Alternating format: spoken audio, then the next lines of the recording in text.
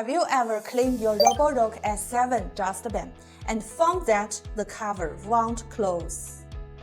At first, you might think something is wrong with the dustbin, but actually, that is not the case. The reason is pretty simple: the HEPA filter is missing. Roborock designed the dustbin in a way that the cover won't close unless the filter is installed.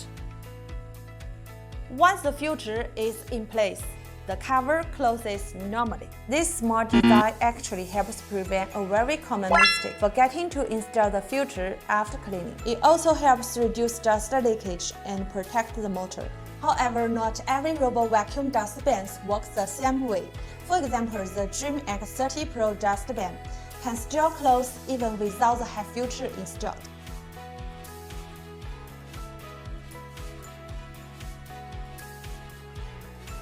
But it uses a different filtration design. Besides the HEPA filter, it also has a pre-filter layer to capture larger debris first.